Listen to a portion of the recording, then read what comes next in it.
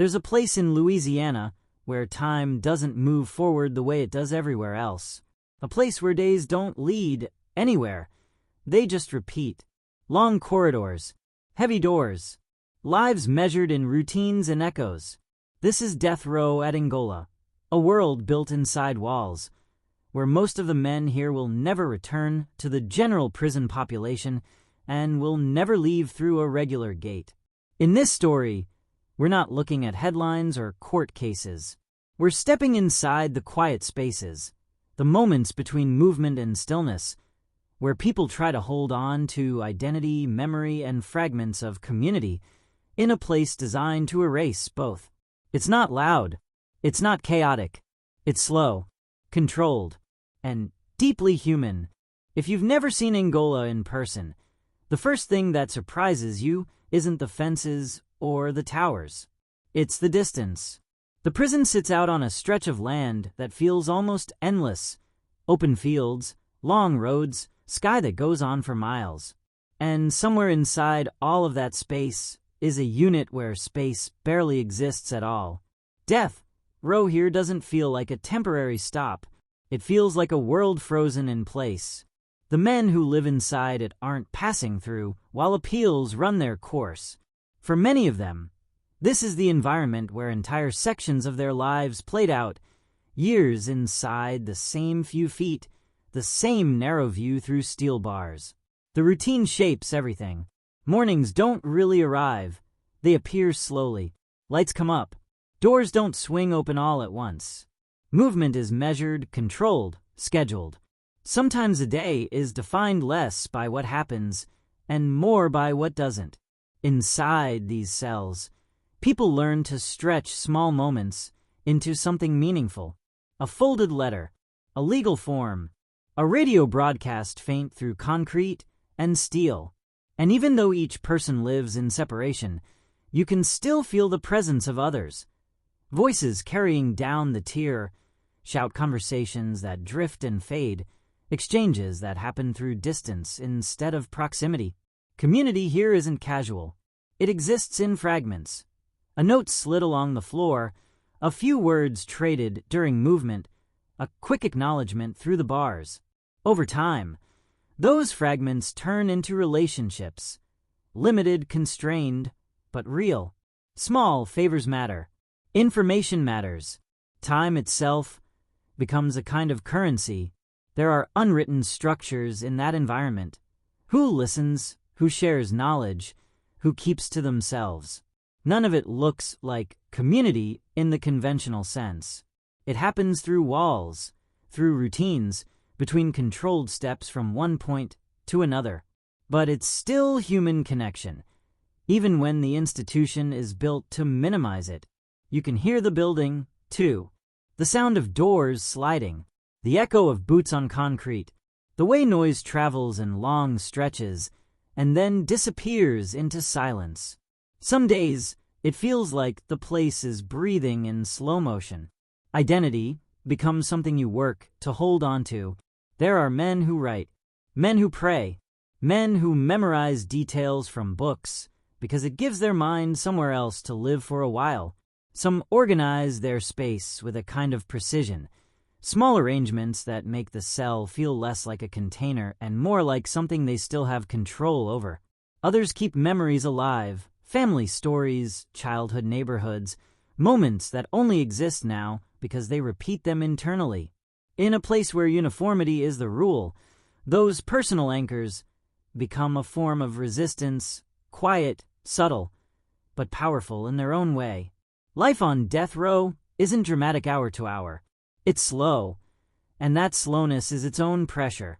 Time doesn't rush forward toward resolution. It settles and stays. Routine becomes the environment, and the environment becomes part of the person. Every sound carries weight. Every interruption breaks the stillness. There's also the awareness, constant, unspoken, of why this unit exists at all. The future isn't abstract here. It's present, even when people don't talk about it directly. Some cope through faith, others through humor across the tier, some through private thought. Everyone finds their own way to keep going inside that stillness. The institution itself is designed for separation, controlled movement, restricted contact, minimal variation. Yet within that design, people still create meaning, still build fragments of community, still hold onto identity in ways that don't defy the rules, but live quietly inside them. The outside world changes, years pass, technology shifts, people move on, but inside this unit, the fundamentals stay nearly the same. The same corridors, the same doors, the same rituals of waking, waiting, preparing, adjusting. And through all of it, men continue to exist in a space that was never meant to feel like a home, yet becomes the only world they know. This first chapter isn't about judgment or justification. It's about environment, about how a place shapes the people inside it, and how, in turn, those people shape the emotional reality of the place. Even when their movement is limited, their space is confined, and their paths forward are tightly controlled. This is the closed world of Angola's death row, where life doesn't stop, but it doesn't move in the way most of us recognize either.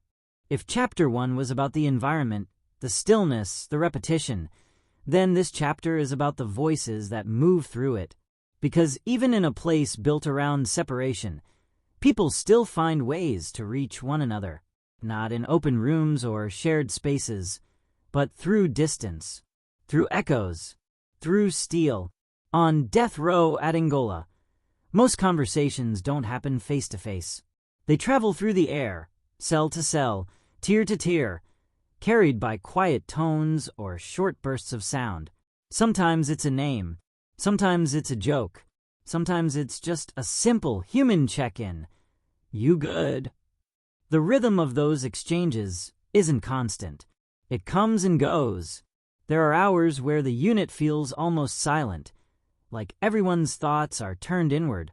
And then there are stretches where voices overlap, stories, fragments of memories, small arguments about sports or music, ordinary topics, living inside an extraordinary setting. You learn to recognize people by the way they speak, not their faces, not their expressions, just cadence, timing, the way someone pauses before answering, the way someone laughs. Over time, those sounds become markers of presence, proof that you're not going through the day alone. Communication here takes effort. Notes travel under doors or along the edge of the floor. Folded papers, carrying everything from legal questions to small encouragements to simple reminders about schedules. None of it is dramatic. It's practical, human, necessary. And then there are the conversations that happen during movement, brief, constrained moments when two people pass near each other. A glance, a quick exchange, a sentence that starts and ends in the span of a few controlled steps. Those seconds matter more than their length suggests. Some men become quiet anchors on the tier, people others turn to for information or clarity, not because of authority, but because of steadiness. The ones who have been there a long time often learn how to read the atmosphere of the unit, when to talk, when to fall silent, when to lighten a heavy moment with something small but grounding. Informal hierarchies form around experience, patience, and knowledge. None of it is loud or obvious. It operates through respect. Respect for time served, respect for how someone carries themselves, respect for how they treat others inside the same confined world. There's a certain dignity in that, not the kind that comes from freedom or status, but the kind that comes from endurance, from learning how to live inside limited space without letting it strip away your humanity completely. But the conversations aren't always easy. There are days when voices carry frustration, exhaustion, or disagreement. Long confinement magnifies small tensions. A misunderstanding can echo longer than it would anywhere else, because there's nowhere for the energy to go but back and forth between walls. And yet, even in conflict, there's an unspoken recognition. Everyone here is living under the same structure. The same routine, the same weight. That shared reality shapes how people navigate one another. You see patience where you might not expect it, understanding where you might assume there'd only be distance. Sometimes the most meaningful exchanges aren't about big topics at all. They're about memory. Someone describing a street from childhood, a favorite meal they haven't tasted in years, a moment they remember vividly, not because it was extraordinary, but because it feels like a connection to a different version of themselves. Those stories don't travel across tables. They travel through bars, through echoes, through empty space. And in that way, memory becomes communal. One person speaks and others listen, and for a few minutes the walls don't disappear, but they feel less absolute. There are also quiet forms of support, the kind you don't see in movies or dramatized portrayals of prison life. Someone checking in when another voice has gone silent for too long. Someone sharing a piece of information they spent hours trying to understand. Someone offering perspective not as advice, but as presence. In a place where people are physically separated, emotional contact becomes its own form of survival. And still, the institution sets the boundaries. Movement ends. Doors close. Conversations cut off mid-thought, suspended until another moment allows them to resume. The building decides when connection can happen and when it can't. The men adapt to that rhythm. They build relationships that exist in fragments, unfinished sentences, continuing threads, thoughts carried from one day to the next. There's a strange kind of permanence in that, not friendship in the traditional sense, more like a shared existence shaped by the same walls, the same constraints, the same understanding that time here behaves differently. When people talk across cells, they aren't just filling silence. They're confirming identity. They're reminding one another, I'm still here. You're still here. We're still part of something, even if that something exists entirely within concrete and steel. And on the days when conversation fades and quiet settles over the unit, you can still sense connection in the absence of sound. The awareness that behind every door, someone else is breathing, thinking, remembering, living their own version of the same day. That's what makes communication on Angola's death row so significant. It isn't about volume. It isn't about constant exchange. It's about the effort to reach, even when space, structure, and policy are designed to keep people apart. In a place built on separation, voices become bridges. Small ones, fragile ones, but real. If conversation is what travels through the space, routine is what holds the space together. On Angola's death row, life isn't shaped by big events. It's shaped by repetition. The small, predictable motions that give each day a frame. From the outside, routine might look like limitation. Fixed schedules, controlled movement, the same actions carried out again and again. But inside, routine becomes something more complicated. It's structure. It's orientation.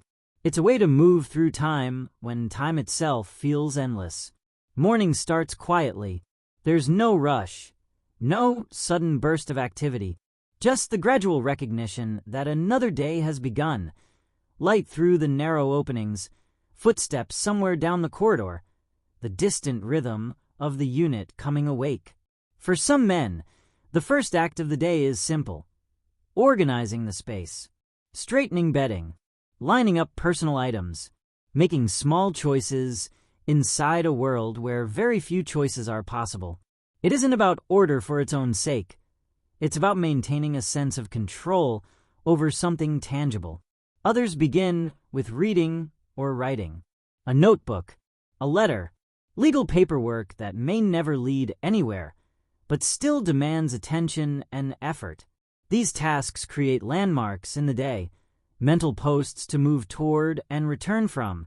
Meals mark time, too, not because they're memorable, but because they divide the hours into sections.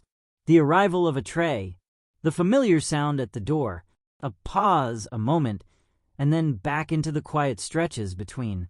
In a place where movement is limited, the mind becomes the primary space people travel through. Some memorize passages from books. Some replay old conversations in their heads. Some hold onto routines of exercise within the narrow confines available, controlled, measured, repetitive. Not for performance, for grounding. There's a rhythm to the unit that everyone comes to understand, even without clocks or open spaces. You begin to feel when a certain part of the day is approaching, not by looking, by recognizing sound patterns, the way noises shift, the way the atmosphere changes slightly and then settles again. The institution sets the basic frame, but inside that frame, individuals build their own personal systems, habits that help them stay oriented in an environment where days can otherwise blend together. Routine becomes a way to resist that merging, to keep one day from dissolving into the next. But the same routines that stabilize also remind you of permanence. The same door, the same view, the same distances between one point and another. Time doesn't collapse, it stretches, slowly, patiently, and people adapt to that stretch in different ways.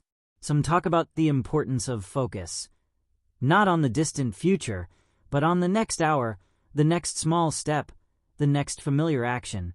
Others rely on memory as structure, replaying childhood experiences, family gatherings, quiet moments from years before incarceration. These memories become part of the daily cycle, revisited the way others revisit a walking path or a neighborhood street. And there's another layer to routine that isn't immediately visible: anticipation. Even when nothing unusual happens, you're aware that something could. A schedule change, a policy shift, a notification. The atmosphere holds both constancy and uncertainty at the same time.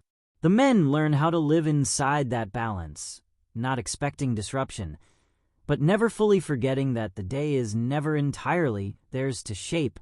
There's also the emotional rhythm, the way thoughts rise and fall throughout the day. Some hours are quieter internally than others. Some are heavier. The stillness can amplify whatever you're already feeling, which makes internal discipline its own kind of daily work. For many, faith becomes part of the routine, not in dramatic displays, but in private moments, prayer spoken softly or not spoken at all, reflection that becomes as regular as breathing, a steadying force in a place where little else feels steady. And through all of this, the environment remains constant. The same corridor, the same sound of mechanical locks, the same long perspective lines that seem to stretch further than the space actually allows. Over time, people become attuned to details outsiders might never notice: slight changes in tone, in temperature, in the way the building carries sound. Routine doesn't erase individuality. If anything, it makes individuality more visible. You can tell who organizes their space meticulously and who lives in a looser rhythm, who fills their day with reading, who spends time thinking, who talks more often, and who speaks only when necessary. Everyone adapts differently to the same structure, and that contrast says as much about human nature as it does about the institution itself. The remarkable thing isn't the sameness of routine, it's the effort people put into shaping their lives within it, creating meaning where very little is provided, turning repetition into stability instead of collapse. Because without routine, the weight of unstructured time would be overwhelming. With it, the day has a spine, not one anyone would choose, but one they've learned to live within. By evening, the sounds shift again, conversations slow, movement winds down, the unit becomes quieter, but not empty. Thoughts expand to fill the silence, and the cycle prepares to begin again. Not dramatically, not suddenly, but inevitably. Routines here don't promise change. They don't move life forward. They simply hold it in place long enough for people to endure another day inside a world that rarely changes at all. And that's the paradox of life on Angola's death row. Nothing moves quickly, but time still passes. Quietly, consistently, one structured day at a time. On Angola's death row, survival isn't only about the body. It's about the self, who you were before, who you are now, and what remains when almost everything else has been taken away. In a place built around uniformity, identity doesn't disappear on its own. It has to be held on to deliberately, quietly, day after day. Identity shows up in small ways. A photograph taped inside a locker. A dog-eared book that's been read so many times the pages feel worn into memory. Handwritten notes. Lines from songs. Names written in careful letters. None of it is loud or dramatic. It's subtle. Personal anchors in a controlled environment. For some men, identity connects to the life they lived before incarceration. Family roles, job skills, a sense of humor that hasn't faded, even if the circumstances around it have. They talk about old neighborhoods, childhood streets, people they haven't seen in years. Those memories aren't just nostalgia. They're proof that their story didn't start inside a cell. Others rebuild identity from the inside out. They read constantly. They study. They reflect. Some turn inward with discipline. Not as an escape, but as a way to understand themselves in a context few people will ever experience. Growth doesn't erase the past, but it reshapes how someone carries it. There's a quiet tension here, between the person the institution sees and the person someone believes themselves to be. Official records reduce a life to paperwork and case numbers. Inside the unit, identity is something more human, more layered, impossible to summarize on a form. Faith plays a role for many, not in spectacle, not in dramatic declarations, but in steady, personal practices. Prayer spoken softly, reflection at the edge of a bunk, a sense of accountability that lives inside the mind rather than in public view. It becomes a frame to hold the self in place when everything else feels unstable. Writing becomes another way people preserve themselves. Letters to family, notes to friends across the tier, journal entries that no one else may ever read. On paper, thoughts have weight. Feelings become concrete. Time becomes traceable, not just endured, but recorded. Some men hold on to identity through creativity, sketches, handwritten poems, ideas that never leave the cell, but still matter because they came from somewhere internal. These aren't hobbies for entertainment. They're acts of presence, ways of saying, I still exist as a thinking, feeling person. And then there are the connections to the outside, phone calls, letters, occasional visits filtered through rules and processes. Those interactions don't erase isolation, but they puncture it. They remind people that their name still exists beyond the walls, that someone out there remembers their voice. But staying connected is complicated. Relationships change over time. Distance grows. Lives move forward on the outside, even when life inside remains locked in place. That reality can be painful, but it also reinforces why identity has to be nurtured internally, not only through others, but through self-understanding. The institution itself doesn't encourage individuality. Uniform procedures, regulated space, limited expression. Yet within those boundaries, people still find ways to assert that they are more than a cell, more than a sentence, more than the worst moment in their life. It shows in the way someone keeps their area organized with precision, or in the way another personalizes their limited environment with quiet touches. Folded letters stacked neatly, a bookmark placed carefully, a small ritual before sleep. These gestures may seem minor from the outside. Inside, they are statements of identity. There is also the reality of regret and reflection, not dramatized, not performed, just present. Years in isolation create time to think about choices, consequences, and the ripple effects of the past. These thoughts don't turn into speeches. They live in silence, in long pauses, in the way someone chooses to carry themselves around others. Identity here isn't about reinvention for an audience.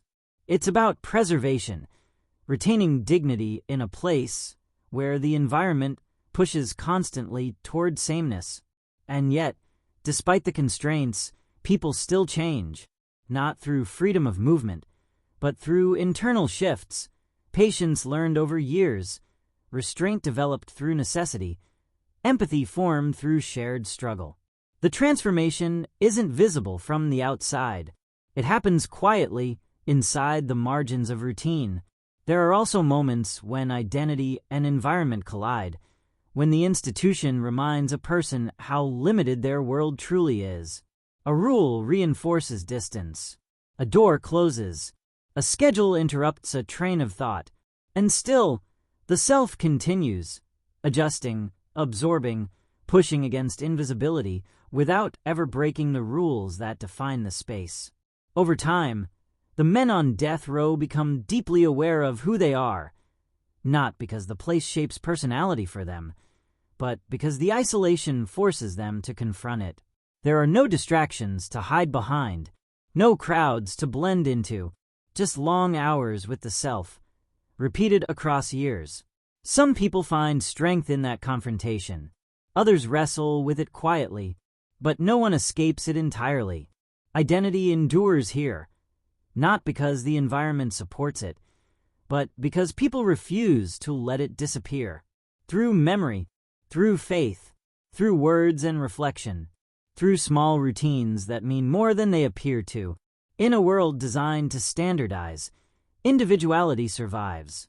Fragile, subtle, persistent. And that persistence reveals something deeply human. Even when space is limited, even when movement is controlled, the inner life does not vanish. It adapts. It continues. It holds on. As the years pass on Angola's death row, time stops behaving the way most people know it. It doesn't move in straight lines. It folds. It stretches. It circles back on itself. Some days feel endless. Others feel like they vanish as soon as they begin. And inside that shifting sense of time, people learn to live with a constant, quiet uncertainty. There's a rhythm to the unit that never fully changes, but life inside it is anything but static. Appeals move forward.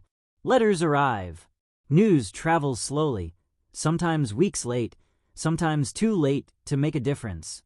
The future hangs in the background, not spoken about constantly, but always present, like a weight no one ever fully sets down. For many men here, memory becomes a kind of anchor. They revisit moments from earlier life the way others revisit familiar streets. The faces of family members, childhood afternoons, a conversation that took place years before incarceration. These memories aren't escapism. They're continuity, proof that their life didn't begin and end within concrete walls. But memory is complicated over time. Details blur. Voices fade. People on the outside grow older, change, move on with their lives. Some relationships remain steady. Others drift. The emotional impact of that distance is real, even when it isn't spoken aloud. There are days when a letter arrives and brings the outside world sharply into focus. A wedding announcement, a graduation photo, news of illness, news of loss.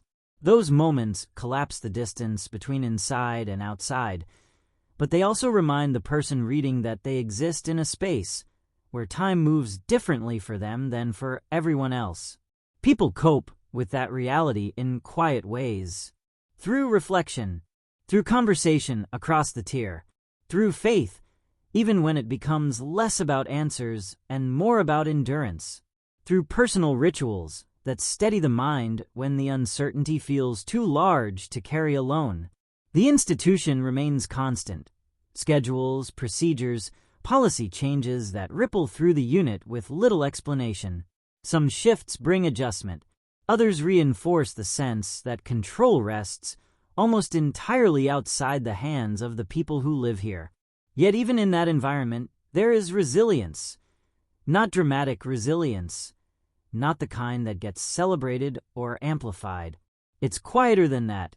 It lives in patience, in restraint, in the decision to keep going through another structured day, another long night, another cycle of time that doesn't lead anywhere, but still must be lived. There's also the awareness of finality, not discussed constantly, but present in the background of every life on this unit. Some men confront it directly, others keep it at a distance, choosing to focus on the present moment rather than the horizon. The emotional reality of that awareness isn't loud. It shows up in pauses, in careful words, in the weight behind certain conversations. The men here understand their situation deeply. They don't need reminders.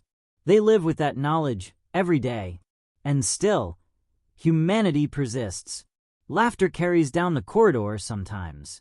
A story retold, a shared memory, a small act of kindness that isn't recorded anywhere. These moments don't erase the seriousness of the environment. They exist alongside it.